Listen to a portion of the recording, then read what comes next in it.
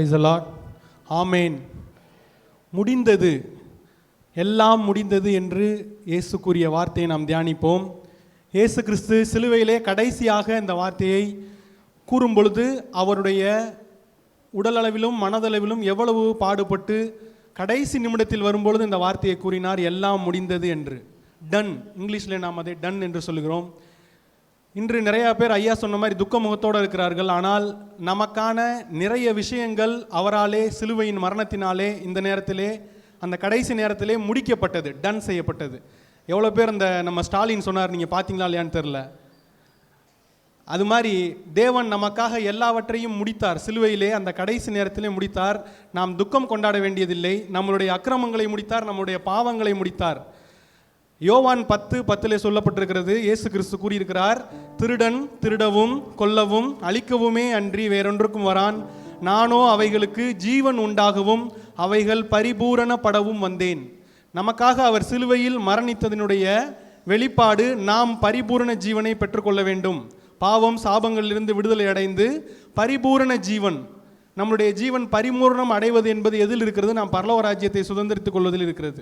நம்முடைய ஜீவன் பரிபூர்ணம் அடைய வேண்டும் என்றால் நம்முடைய வாழ்க்கை பயணத்தின் இறுதி கட்டமாக கடைசியாக நாம் பரலோக ராஜ்யத்தை சுதந்திரித்துக் கொள்கிறோமா என்ற கேள்வியில் தான் அந்த பதில் இருக்கிறது. பரிபூர்ண ஜீவன் என்பது இயேசு கிறிஸ்து நமக்காக சிலுவையிலே நமக்கு முடித்து கொடுத்த ஒரு காரியமாக இருக்கிறது.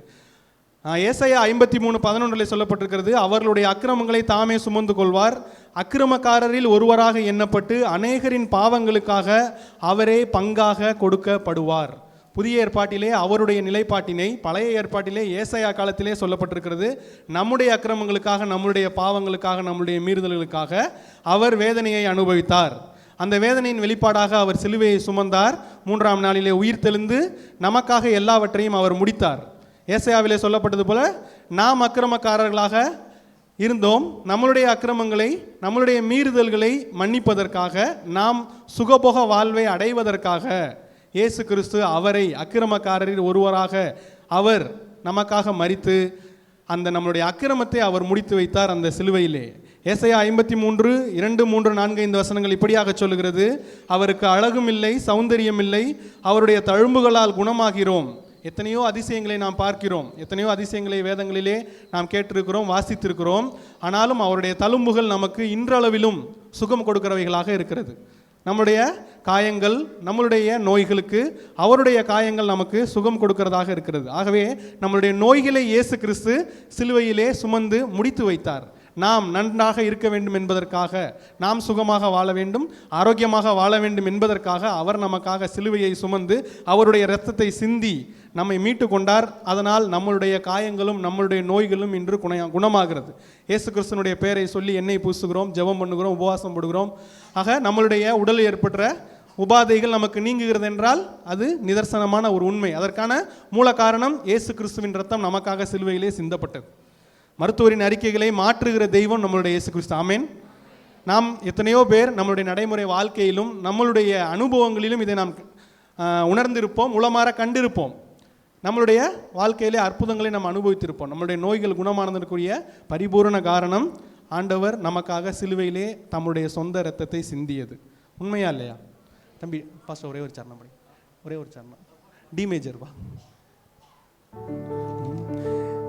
இதயத்தில் பாவம் குடிகொண்டதாலே இகமதில் அழிகின்ற ஆத்மா, இதயத்தில் பாவம் குடிகொண்டதாலே இகமதில் அழிகின்ற ஆத்மா, பாவத்தை நீக்கி பாவியை மீட்டு ரட்சிப்பின் வழி தந்ததாலே உந்தன் இதயத்தில் ஈட்டியோ அரசே, அதுதான் சிலுவையின் பரிசே.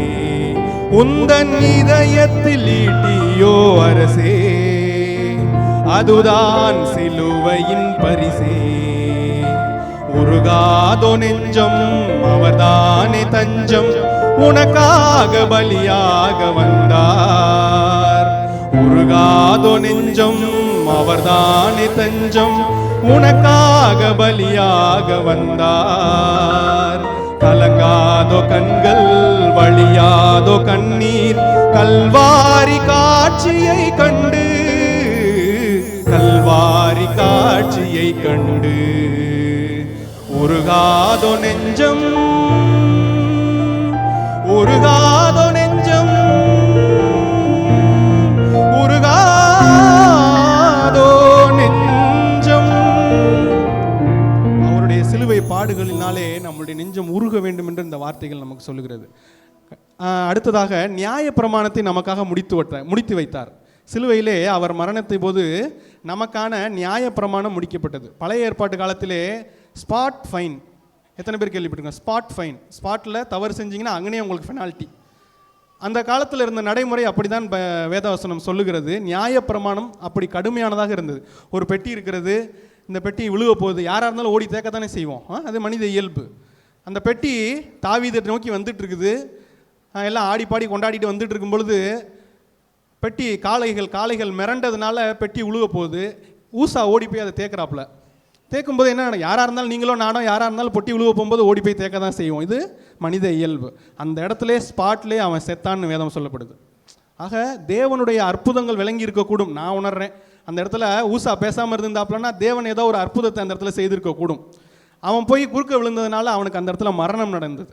நியாயப்பிரமாணம் நமக்கு ஸ்பாட் ஃபைனை கொடுக்கும், ஸ்பாட் பெனால்ட்டியை கொடுக்கும். ஆனால் கிருபையின் காலத்திலே இயேசு கிறிஸ்து மரித்ததுனால நம்ம எவ்வளவு பாவங்கள் செய்தாலும் ஆண்டவர் நமக்கு மன்னிப்பை தருகிறார், நமக்கு கிருபையை தருகிறார். நமக்கெல்லாம் நம்ம செய்கிற பாவங்களுக்கு ஸ்பாட்டில் பெனால்ட்டி போட்டால் நம்ம என்ன நேரம் புல்லு முளைச்சிருக்கோம். அந்த அளவுக்கு ஸ்பாட் ஃபைன் இல்லாத அளவுக்கு ஆண்டவர் நமக்கு கிருபையை வழங்கியிருக்கிறார். அதற்கு காரணம் சிலுவையிலே அவர் நியாயப்பிரமாணத்தை முடித்து வைத்தார். பாவங்கள் செய்வதற்காக அல்ல, நியாயமாய் வாழ்வதற்காக. நாம் அதை தவறாக புரிந்து கொள்ளக்கூடாது. நியாயப்பிரமாணம் நமக்கு விலக்கி வைக்கப்பட்டது, நாம் நியாயமாய் வாழ வேண்டும் என்பதற்காக. ஆமேன். கலாத்தியரிலே சொல்லப்பட்டிருக்கிறது, நியாயப்பிரமாணத்தில் நிலைக்காது இருக்கவன் எவனோ அவன் சபிக்கப்பட்டவன். 13ஆம் வசனத்தில் சொல்லப்பட்டிருக்கிறது, அவர் நமக்காக சாபமானதினால் நியாயப்பிரமாணம் நம்மை நெருக்குவது இல்லை. நாம் சுதந்திரமாக இன்று வாழ்ந்து திரிகிறோம். அதற்கு காரணம் அவர் நியாயப்பிரமாணத்தை நம்மை விட்டு அகற்றினார், அவருடைய சிலுவை மரணத்தின் மூலமாக. பரலோகத்தில் போவதற்கு ஒரு சின்ன ஒரு அப்ளிகேஷன் இருக்குது. மத்தேயு 7:21. எத்தனை பேர் படிச்சிருக்கீங்கன்னு தெரியல, ஒரே ஒரு வசனம் எடுத்துக்கலாமா? மத்தேயு 7:21.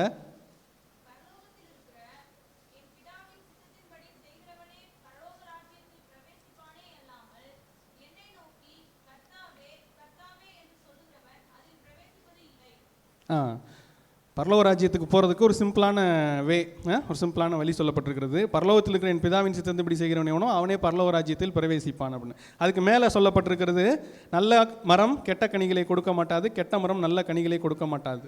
ஆக நம்மளுடைய பரலோக ராஜ்யத்தை நாம் அடைவதற்கு இங்கே ஒரு வழி சொல்லப்பட்டிருக்கிறது. பரலோக ராஜ்யத்தில் நாம் சேருவதுதான் நம்மளுடைய பரிபூர்ணமான முடிவு என்று நான் முன்னதாக சொன்னேன். ஆண்டவர் சிலுவை மரணத்தின் மூலமாக நமக்கு பரிபூரண ஒரு முடிவை, அதாவது நாம் ஆத்துமாவோடு பரலோக ராஜ்யத்தை சுதந்திரிக்கும் ஒரு வாய்ப்பை ஆண்டவர் நமக்கு வழங்கி இருக்கிறார். அவருடைய சிலுவை மரணத்தின் மூலமாக நாம் பரலோக ராஜ்யத்தை சுதந்திரிக்க வேண்டும் என்றால் நம்முடைய வாழ்க்கையிலே நல்ல கனிகளை கொடுக்க வேண்டியது மிகவும் முக்கியமான ஒரு விஷயமாக இருக்கிறது. நல்ல கனிகள் என்பது உங்கள் அனைவருக்கும் தெரிந்தது. கலாத்தியர் 5ஆம் அதிகாரத்தில் சொல்லப்பட்டது போல அன்பு, சந்தோஷம், சமாதானம், பொறுமை, தயவு, நற்குணம், விசுவாசம், சாந்தம், இச்சையடக்கம், இவை ஆவியின் கனிகள். நல்ல கனிகளை நாம் நம்முடைய வாழ்க்கையில் பிரதிபலிக்கும் பொழுது 1 கொரிந்தியர் 2ஆம் அதிகாரம் 9ஆம் வசனத்திலே சொல்லப்பட்டது போல, தேவன் தம்மில் அன்பு கூறுகிறவர்களுக்கு ஆயத்தம் பண்ணினவைகளை கண்கள் காணவும் இல்லை, காதுகள் கேட்கவும் இல்லை, மனுஷருடைய இதயத்திலே அவை தோன்றவும் இல்லை. நம்மளுடைய இமேஜினேஷனுக்கு அப்பாற்பட்டது. ஒரு பெர்ஃபெக்ஷனான ஒரு எண்ட், ஒரு டன் நமக்கு எதிர்காலத்தில் இருக்க வேண்டும் என்றால் நாம் ஆவியின் கனிகளை கொடுக்க வேண்டியது மிகவும் அவசியமாக இருக்கிறது. நாம் அப்படி ஆவியின் கனிகளை கொடுக்கும் பொழுது நாம் அவரிலே அன்பு கூறுகிறவர்கள் ஆகுவோம். அப்போது நமக்கு தேவன் ஆயத்தம் பண்ணியிருக்கிறவர்களை நம்முடைய கண்கள் காணவும் இல்லை, காதுகள் கேட்கவும் இல்லை, மனுஷருடைய இருதயத்தில் அவை தோன்றவுமே இல்லை. நம்மளுடைய கற்பனைகளுக்கு அப்பாற்பட்ட பரலோக ராஜ்யத்தை நாம் சுதந்திரிக் கொள்வதற்கு ஆண்டவர் எல்லாவற்றையும் சிலுவையிலே முடித்து வைத்து பரிபூரண ஜீவனையும் பரிபூரண வாழ்வையும் தேவன் நமக்கு அருளி இருக்கிறார். ஆமேன் சொல்லி சுதந்திரித்துக் கொள்வோம்.